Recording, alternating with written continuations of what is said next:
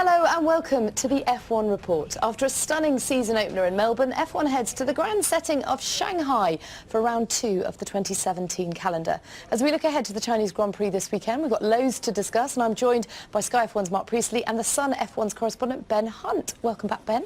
Great to see you. Only one race down, so it's quite hard to talk about the season as a whole so far, but what did you deduce from Australia? I thought Australia was good, a number of reasons. Always a good event, great weather, great optimism. We've got a different winner, so there's plenty to be positive about.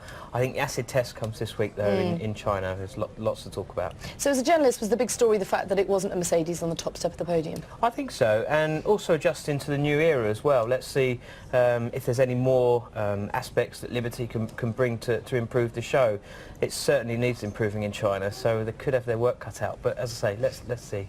How are you, Mark? You've been all over the place since I last saw you. Yeah, just got back from Mexico for Formula E, which is great, but really looking forward to getting into this one. Yeah, so it's, and you're just about to go off to China tonight. Yeah. Ferrari, how will they be feeling going to China? Buoyed by the success in Australia, I'm sure. Yeah, definitely. I mean, Ferrari were really quiet, publicly quiet in the build-up to Australia, to this season. And they've kind of let the track, the action on track do the talking for them, because we haven't stopped chatting about Ferrari since. So things are looking quite good for them. You just can't stop us chatting, can you? There's loads to get through. Here's what's coming up on the show. After a terrific start to the season, we asked whether Ferrari can secure back-to-back wins for the first time since 2010. Speculation mounts over the future of Fernando Alonso, but could he really leave McLaren mid-season, and could the team's engine supplier Honda be on the verge of a new partnership with a rival team? And Antonio Giovinazzi will continue to drive for Sauber at the Chinese Grand Prix after Pascal Wehrlein is ruled out yet again through fitness issues. So, Ferrari last won back-to-back races in 2010 when Alonso won the Italian and the Singapore Grand Prix. Can they do it again in China, Ben? Yes, why not? Traditionally, this track does suit Mercedes power, but as we've learned in the first race, Ferrari can now take a fight to Mercedes. I think, it might be challenging because there's those long straights that just go on forever in China, but that said, let's see what happens. I'm quietly confident that they can. Now, Lewis had an absolute shocker there last year, but he has won at that track 4 times before, so how will he be feeling after what will no doubt be a bit of a disappointment in Australia? I think it was a bit of a disappointment, but not too much. I mean, finishing where they did, if you look at Mercedes, they've got 2 cars on the podium, that's not a bad result. And I think from Lewis's point of view, he quite likes a challenge. I honestly believe that. I honestly don't think he really loves the fact that he can just disappear into the distance and walk every race. I think he wants to have some sort of a fight, and I think he'll relish that. I still think he'll be quite confident that he can get to China and do a very good job and probably, take a real fight to Ferrari, challenge for the win. From a team's perspective, do the woes of last year play on Mercedes' mind as they get to Shanghai? I don't think so. I think they were very frustrated not to get the win in Melbourne.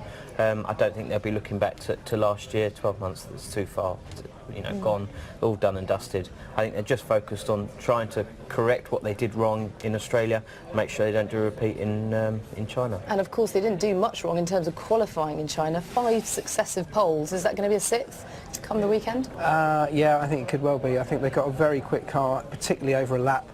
And I honestly think they're going to be very strong in China. I think, one of the things we saw in Australia, and we've had lots of issues or complaints over, was the lack of overtaking, and that was one of the things that really kind of held.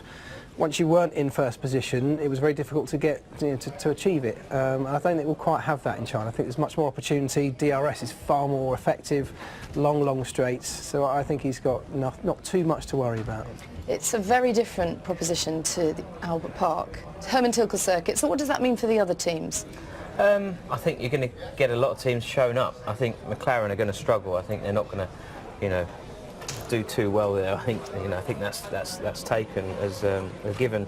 The big one is obviously Red Bull. They were sort of let down. I think in big letdown in Melbourne. I expected more from them. Pre-season went quite well for them, but they just didn't deliver. I don't know if it was a case of tyres or engine or what it was, but I hope that they will be able to get back in the mix. But again, it's such a long straight track that it's going to be a struggle for them. It's a lot to get used to this year. There's new cars, wider tyres, everything else, lots more. The grip's coming from different areas of the car, if you like, this year in certain aspects. But also the tyres are very different. There's a big learning curve to get used to these tyres. And it's all very well saying we had, 8 days in Barcelona, but that's not that representative to some of the other tracks we go to. So every place we go this year, perhaps apart from Barcelona, is going to be, a real steep learning curve for everybody gathering data on the Friday, and even that, when temperatures change over the course of a weekend, can affect how the car behaves. Yeah. China actually gets really cold, doesn't it? Yeah, it does. Which, is a bit like Barcelona in some ways, but then the temperature can shoot up. Yeah, I mean, the tyre talk is usually something which I don't usually get stuck into. Why ever bores me not? to tears. But to be honest, I think it was quite a fundamental part of what happened in Australia. I mean, I understand that Sebastian's tyres had 0 tread left. Obviously, he went a few laps longer than Lewis. Lewis still had something like 30% tread still on the tyre, so he decided to come in early to make the stop, but obviously that proved costly in terms of his position. So could he have gone longer on that set of tyres? Yeah, he probably could, and then he would have still been in front, but hey. Hey, look how much you're enjoying talking about tyres. Got to stop it. China is normally slightly later in the calendar. Does that have any impact for the teams in terms of bringing updates? Yeah, it does to a certain extent. I think you come with what is your optimum package to Australia, given the time you might have had. Then you'll be looking. That's the first real opportunity you've got to compare yourself to the opposition, and you get to have a good, proper look at other teams' cars as well. So there'll be updates that come off the back of all of those, and some of those have short lead times, and you might see some. You will see some come to China, but some of the more in-depth things, some of the bigger aerodynamic tweaks, you probably won't see for a couple of races yet. And I also think, just talking about weather, I looked at my phone this morning. It looks like there might be some rain on the horizon, so that could spice things up Love too. a bit of rain. Last year we'd had 3 different manufacturers on the podium, Ferrari, Mercedes and Red Bull. Do you think that could happen again this time round? I'd like to say yes, but maybe. Let's say maybe. My hope is that I thought Williams were pretty good in Melbourne. Maybe they could push with Felipe. I think the jury's still out on Lance at the moment, but maybe if he pushed. The other one is Force India. Sometimes they luck in and get a podium. So I'd quite like to see either of those two if it were to be three teams on the podium. It's nice that we are talking about things being more mixed up, which is nice, isn't it? Yeah. We've only had one race though. Don't get ahead of yourself. Well, ahead of the Chinese Grand Prix, the FIA hosted current and prospective manufacturers in Paris to discuss engine regulations beyond 2020 and announced that a broad agreement was reached to replace the current engines with cheaper and noisier, yes, noisier alternatives. That will be music to a lot of people's ears, Ben, but is it good for the sport? Does it feel in any way that we're taking a step backwards, particularly in the hybrid era? We need something representative for and relevant for road cars. Yep, I do agree, but ultimately this is a sport and it's entertainment as well. And we need to have a combination of both. It has to be pioneering technology-wise, it has to be relevant to the product. So ultimately, I think the decision has to be made, is it going to improve the racing? If that is the right thing to do, then yeah, let's go for it. We're not talking sort of V8s and V10s though, are we? I know that everybody wants more noise. I, for one, don't. Say it quietly. I love being able to get my work done, and it's too distracting with all that noise. Well, but anyway. I mean, for me, key thing is cheaper engines. I think that's really important because at the moment they're so expensive, it's prohibitively expensive. So that's an important factor. I kind of agree. For me, the noise is one of the less important factors. I think, the screaming. I mean, I worked with these cars through the screaming V10s and V8 eras, and it was amazing. I genuinely loved it. But it was a different era, and I don't think you can cling on to that. I think you've got to move forward, you've got to move with the times. I'm actually a fan of the hybrid stuff. I think that from a technical, I'm quite a technical person. From a technical point of view, I think they're amazing pieces of kit. What we're able to do with them in terms of efficiency is incredibly impressive. However, we have got an issue with Formula One in that if we decide we're going to follow the road car industry, that is almost certainly going to end up as fully electric cars. The road car industry is going to go that way. Do we want to go that way with Formula One? We've got Formula E doing that already. So should we be focusing more on the entertainment, more on the sporting side, like you say, and keeping the fans happy? And probably the answer to that is yes. And if we're going to go that route, then perhaps the road relevance is less important. That's a good point. The upshot of that is you may lose the manufacturer input into the sport in the future. Well, that was my next question, because presumably making them cheaper will open the door for more manufacturers coming in. But then, is that a deterrent if it's not as relevant to road cars? Potentially, yeah. I guess that is right. But then again, what is Formula One? It's entertainment, it's sport. It doesn't have to tick the box of road car relevance. It doesn't have to be eco-friendly. It's a sport. We need to think about it first and foremost as the entertainment, which I know it's repetition, but it's really important that we remember the fundamentals of Now, Formula here's a question for you, though. They were universally in agreement about cheaper and noisier engines. Where's the catch? This doesn't happen in Formula One. Yeah. So, I don't know. I what's don't know that how about? that's happened. Is that a typo on the press release? Yeah, I'm not maybe, sure. maybe. Okay. I don't know. Yeah, I don't know how that's occurred. How will we ever know? That is it for part one. Do join us after the break, though, as we go from future engines to current ones, and we look at Honda's relationship with McLaren and whether they're set to extend their F1 relationship with another team.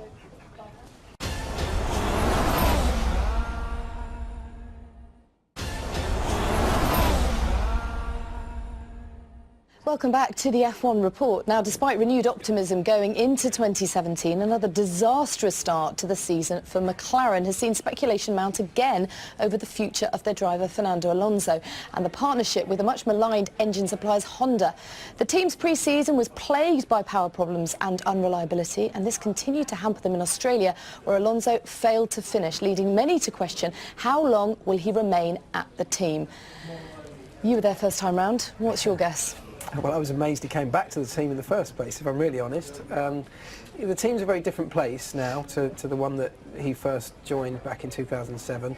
One of his biggest personality clashes was with Ron Dennis and the way Ron ran the team. So Ron's now gone, so I think from that point of view it's probably an easier place to work for him. However, how long can he go on being uncompetitive in Formula One? You know, we were talking about after Australia how we've got this big battle with Sebastian Vettel and Lewis Hamilton, the big players in the sport. You know, we're missing one because Fernando should be up there, and for his career, which is coming towards the end period, he's had a big chunk of that career where he's ended up at the wrong place at the wrong time, and this is it. So I don't know how, I know he's very frustrated. He's not a happy bunny at the moment, but he's kind of got not many options until the end of this season, beginning of So next. without options, where and what will he do midway through a season? I mean, see- frustration's one thing, but you've got to have somewhere to go. There's nothing to be gained for him just to cancel his contract and sit at home for 6 months, unless an opening is there, but there isn't an opening. Bottas is under contract for a year, Lewis has still got 2 years to go, Vettel and Kimi's settled. You know, he's not going to just jump ship and then go into a Sauber. I mean, you might as well sit where he is. He's getting paid quite well, he might as well just see out Actually, there. in terms of his personality, he's kind of doing okay for himself at the moment. He's saying the right thing. He's being, publicly at least, he's being quite patient. And, you know, lots of people look at Fernando in the paddock and think he can be a divisive character. If he walks away from another contract early, I don't see that necessarily reflecting well on him. I'm not so sure he is being that patient anymore, is he? Publicly, he's been quite critical. Well, of, yes, he has been quite Honda. critical recently, but I think, you know, I think we can all kind of feel for him, Yeah. and I don't think he's being overly so. I think he's been so patient up to now. He's still doing a job in the car. Even in Australia, I think he dragged that car to a finishing result that it shouldn't really have got to, up until the failure, of course. So I think he's doing all the right things in terms of promoting himself. But I don't know how long he can stick that for. I mean, he said it was one of his best races. I mean, he was running in 10th. I mean, that's sad, isn't it? There's a twinge of irony with that? Well, is it? of course, but I think also the point needs to be made that the failure, his failure, was a McLaren-related failure. It wasn't a Honda-related failure. So while people keep beating Honda with the stick that says, you know, the engine isn't good enough, yes, we know that, but there's obviously fundamental problems as well with the car. But partly that is down to the fact they got hardly any running because of the Honda engine in pre-season testing. So they've done hardly any miles with all that's the a fair components compared to most of the other teams. But yeah, you're right. You know, it's not been mentioned really. It's still, everyone's still saying it's all about Honda. I think I mean, you mentioned Ron in the lead up to that, but I think that's, you know, who thought we would be saying we miss Ron? But that team misses a character like Ron, you know, a steady hand on the tiller, someone there that can, you know, read you the right act, someone to keep an eye on everything. At the moment, there doesn't seem to be anyone there. You've got to give do Zach that. Brown a bit of time, haven't you? I think so, but Zach's a really nice guy, and we need to remember his background's all media. It's kind of, you know, it's not necessarily F1 related. It's kind of, you know, he's come in, he's quite naive to it all. He's a McLaren fan, very nice guy, talks, says the right things, but in terms of knowledge and experience, it's just not there. I know he's leaning on Eric Boulier. Eric's a very similar guy, a nice guy, got experience in F1, but I just feel that there's someone missing within that organisation just to tie it all together. Yeah. Okay, so if it's not McLaren, and you said you've seen the impossible with him rejoining McLaren, could he go back to Ferrari? Could do. I think Kimi's I think we were in Kimi's last year. There probably would be availability there. It's whether he wants to go back. I don't know with Fernando. Every time he makes a choice, it seems to be the wrong choice. We were joking before, if you want F1 advice, just do the opposite to what Fernando's done in his career. But I don't know whether he'll go back there. You know, never say never, but could do. What about rejoining Lewis? Wow. Oh, I mean, Partnering Lewis, now that would give you something to write Certainly about, would, wouldn't it? yeah, it'd be good fun. I mean, there is going to be movement, or potentially could be movement, couldn't there, between the end of this season, beginning of next, and so there is potentially a seat up at Mercedes and one at Ferrari. So, you know, Fernando is going to want to be in a competitive car, and for him, he'll brush aside any of this kind of emotional stuff with Lewis, and I'm sure Lewis would do the same. But from a Mercedes point of view, I suspect they'd be worried about fireworks happening. Yeah, sure, but don't forget, he also wanted that job, didn't he? He approached Toto a few times about going there, so he would love to be Lewis's teammate. And I think there is a bit of a love in between the two of them now. I don't think they're as bad as they were. No, I think you're right, actually. It seems the dynamic between them seems to have changed a bit. Yeah, well, they're not teammates. They're not, No, exactly right. And not competitive, so... Absolutely. Well, Alonso seemed in a relaxed mood in the States ahead of China, posting several pictures to his Instagram account. But Alonso and old teammate Jenson Button were the only two drivers to have finished every race in the Grand Prix history. Positive omen for Fernando then and his teammate Stoffel van Dorn, possibly? You are clutching at straws. Come on! Exactly the same thing. More heartache to come then. Well, look, I mean, this is a circuit which is going to highlight any power unit deficiencies you've got, and it's also stressful on the car. Yeah, I was going to say, it's you know, brutal. so if you've got a Absolutely fragile car, it's not the place to be going hoping for an easy finish. OK, well, Ben, you revealed exclusively on Friday that Honda could be set to move to a new team. What can you tell us? Well, I understand that they're talking to Sauber about a deal for 2018, which would be good news, I think, for Sauber. It would be good news for McLaren if indeed they were to stay with Honda. The thing is, the fact they've only got one team to power these engines and to test them, you're only getting two cars. So if you double that pool, then you're going to do more fault finding and it's going to be more beneficial for your long-term engine project. So staying with McLaren and working with Sauber? I think there's wriggle room for McLaren to get out of their current contract. I think they would be desperate to go back to Mercedes power. Those engines are available because obviously Manor disappearing at the start of the year, which was sad. So yeah, I mean, potentially McLaren could get out of that contract. Sauber will obviously pick up the reins, as it were, which would also, I would assume, include some sort of payments. They would become partners to a similar deal which is going on with McLaren at the moment. I think it's worth around about 100 million or something to McLaren at the moment. Whether that same sort of figure would be... Yeah, surely they wouldn't pay Sauber Sauber. that same money, would they? Probably. But I mean, so money's an incentive for Sauber, but wouldn't they rather have an old Ferrari engine than a current Honda one? You could argue that, but we don't know, do we? For 2018, if everything gets right, then you know it could be beneficial for them. They could boost their revenue, but also they'd be given modern equipment. Whether that modern equipment's up to scratch with everyone else, but it would be a brand new 2018 engine as opposed to last year's engine, which is what their current deal is with Ferrari. What do you make of Sauber for this season? They say they might get into the points, and can you see that happening? I mean, I don't know. I think certainly early in the season there's opportunities to do that. Kind of slightly disappointed in that. I think they had this big injection of cash, didn't they, towards the end of last season, which kind of saved the team. But we also sort of thought they might get, take a big step forward with it, and I'm not sure they've done that necessarily. Giovinazzi obviously did a great job, didn't he, in Australia? So, and he's out here again in China. So I think there is positivity, but perhaps not as much as we really hoped. I think the big thing is those teams down the back have made all such a big step. Apart from Sauber. Yeah. So the likes of Force India, when they're turning out and saying we want to be third in the constructors, I mean, that's a massive target, but hey, good on you. Who's to say it can't happen exactly. when you've seen what they've done so far? So Giovinazzi is in for China again. What's going on here? I don't know, it's a bit fishy, isn't it?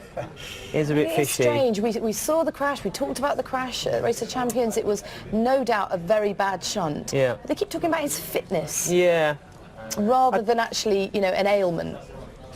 Yeah, I'm not sure. I think there's more to it. It just seems strange. I mean, we know that these cars are more physical to drive, but surely the only way that you get up to match fit is by taking part in maybe practice sessions and getting used to driving the car. It just seems, I don't know, it's just very strange. Because if you follow that theory, then Giovinazzi's not going to be match fit either, is he? Because he hasn't been in the car. And also, when a Formula One drive is such a prized thing to have, to let a young kid in it, maybe for Australia, maybe fine, but to then sit out the next one as well, you'll gradually might feel like you're losing hold on your prized Formula One race seat. And also, how's he going to get up to fitness? I mean, these are back-to-back races, Well, so are we looking at Bahrain as well? Actually, the other really interesting point is if he races in China and Bahrain, that's 3 Formula One races, he's then ineligible to do any of the young driver tests for Ferrari, which is what he would have probably done throughout this season. Yeah. So actually that could be another factor if it really happens. OK, well, we know that journalists hate to speculate. You never would dream of such a thing. But what could it be? Is it an attitude issue? No, I don't think it's an attitude. I think there is a physical aspect, whether there was damage to his back. So why not just say that? Maybe it hurt his reputation long term. It depends on what the I'm sure injury this is more damaging to his reputation, isn't it? Saying that I'm not fit to drive the car and therefore I'm going to step back for the greater good of the team. Not really. If it's a medical condition. I mean, if it's something stopping him physically from driving that car, if he's feeling it too much. I mean, we know these cars are aggressive to drive. I think Valtteri had an injury, didn't he, with his back? With his back last year. So you do tend to feel it. Is he still feeling it? Maybe they're just covering in that respect. What will Mercedes be thinking about this? I mean, it's such a strange thing that we were talking about this guy as a potential candidate for the Mercedes seat to take over from the world champion. I mean, the official line, and Toto put this in his press release ahead of the Chinese Grand Prix, he actually mentioned it, and he said that he's got a huge amount of respect for Pascal Wehrlein. He said that the Sauber team now have a huge amount of respect because it took a lot of kind of selflessness to come forward and admit that he wasn't going to be fit. So he was very much going down the lines of it was his fitness, and he was being very honest, and that he hopes to see him back, in the very near future. But I think there's been issues with Pascal. As we said before, he didn't get the Force India drive, did he? Ocon was put there ahead of him. I don't know whether any of these things are connected, but I think there's always been something about Pascal that's just not meant that he's been at the top of that Mercedes list. Yeah, and yet he's so talented, so can we see him back in the Sauber anytime soon? I hope so. I mean, we need to see what he can do. I don't think he's been really given a chance. He was in the Manor, wasn't he? And he did okay, but let's see him in a Sauber and see if he's any better. But, I mean, he came into Formula One off the back of a very big reputation in DTM, and, he was the next best thing, but since we've seen Ocon's come in and sort of upstaged him, so... And Giovinazzi. I mean, he did very well in Australia, didn't he? Absolutely. OK, quick prediction for China. 1, 2, 3. Lewis, I know you're jet lagged, but come on. Lewis, Vettel, Kimi. I know, you noticed that I asked you first, so you couldn't copy him. Yeah.